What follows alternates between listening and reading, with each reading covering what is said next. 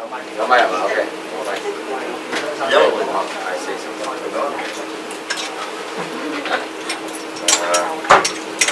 首先好多謝大家嚟呢一個討論會，咁就一陣間阿 Lawrence 就會講，我就會填充翻譯，咁如果再唔掂嘅時候咧，就會有第二個人翻譯。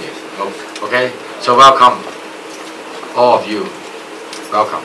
So he will speak first, and then I will try to be a translator. If I cannot do so, someone will emerge. Okay, so OK， 鼓下掌啊，哥。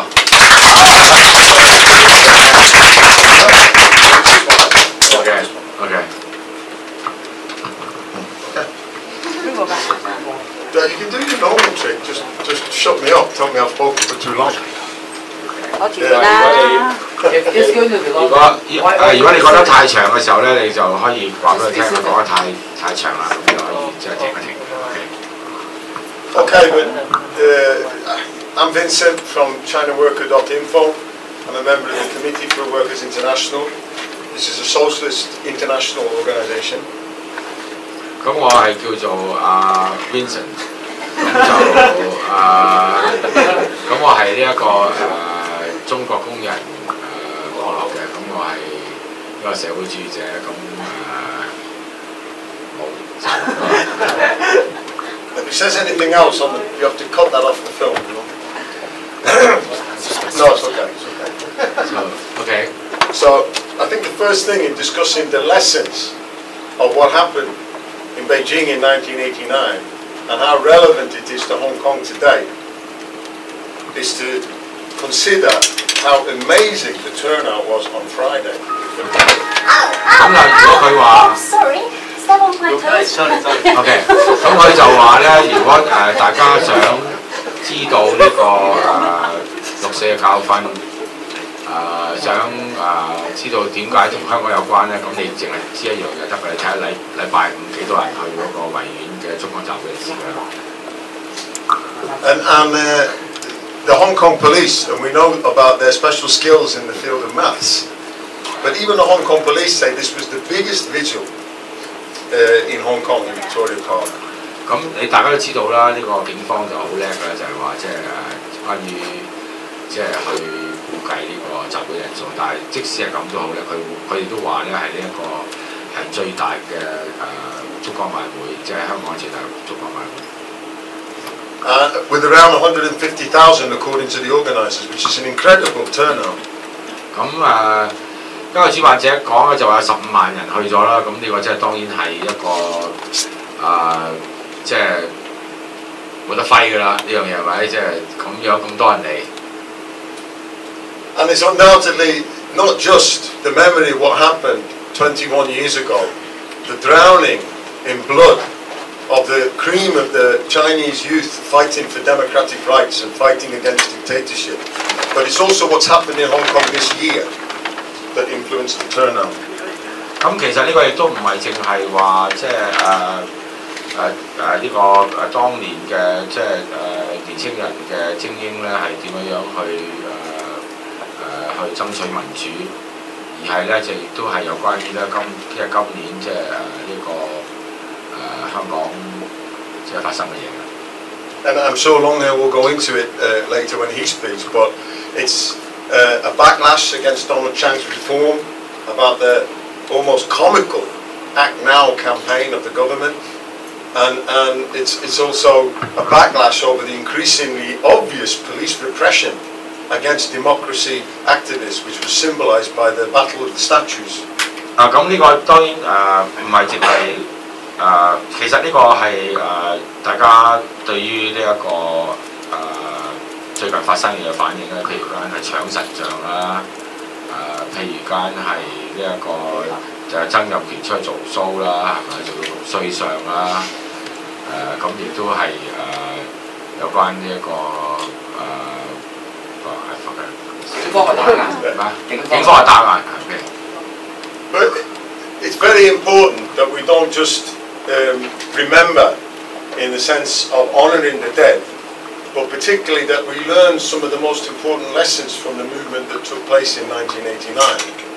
咁我哋其實都唔係淨係層面於對死者致敬嘅，其實即係最重要嘅就係即係到底喺1989年發生嘅嘢，我哋有冇得到啲教訓咧？Last year I co-authored this small book on the 20th anniversary, and there's many books on 1989, but with our ambition with this book was to bring out, firstly, the role the working class played, not just the students in the movement of 1989.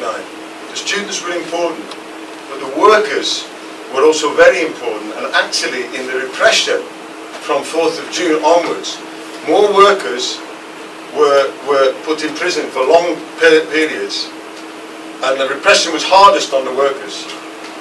咁其實去年咧我都即係出版咗本好似呢本嘢啦，係咪？我唔知有冇譯做中文，應該有嘅。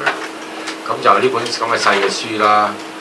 咁其實喺20週年嘅時候咧，我哋出呢本書咧就係其實老實講其實有好多嘅書已經係講過呢啲嘢啦。不過我哋即係佢想講咧就係講即係工人階級喺呢一個6·4時期嘅貢獻。咁當然啦，學生做到一個貢獻，咁工人階級做到貢獻，其實佢哋嘅貢獻十分之重要。其實喺6·4鎮壓之後咧，好多工人咧都受到更加殘酷嘅鎮壓，佢哋係更多人被捕啦，同埋佢哋被判嘅即係監禁嘅時間咧，亦都係更多。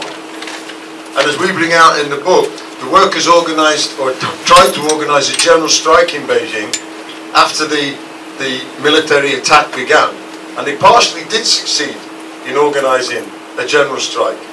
And the call went up in other cities, but unfortunately by then it was too late, and the government was able to gain control of the situation. You mean after the massacre? Yeah, after the massacre. 咁咧其實咧就其實佢就話咧，根據佢嘅即係觀察咧，就其實好多工人咧都係想發動呢個總罷工嘅。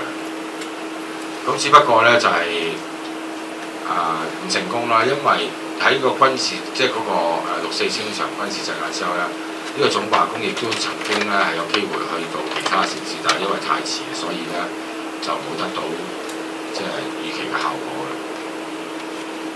And the second thing that we want to bring out is when people talk about the need to vindicate the student movement and the movement also of workers and other citizens in 1989, who are we asking to vindicate this particular movement? 咁其實佢話即係好多人都想係即係突出即係呢個學生運動同埋呢個其他嘅運動。咁其實我哋即係到底係應該點樣去睇呢個問題咧 Because we don't want the central government and the dictatorship. We're not asking them to give a decision to vindicate the movement. This is a government we want to resign.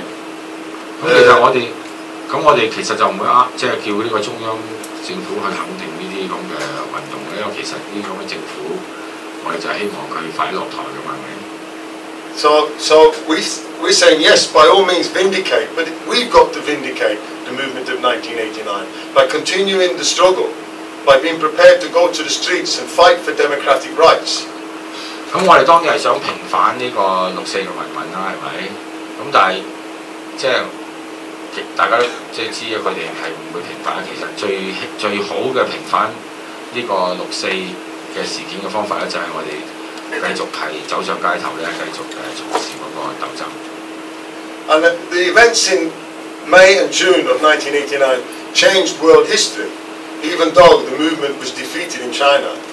咁喺1989年5月同埋6月發生嘅嘢咧，其實係即係改變咗人類歷史嘅。雖然間喺中國發生嘅嘢咧係失敗咗。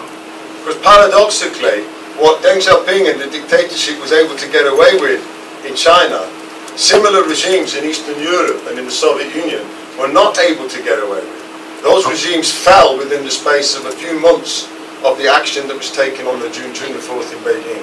咁其實可能有時都係幾呢個嘲弄嘅，就係即係呢個鄧小平咧，佢嗰班人咧就可以咧係即係陶冶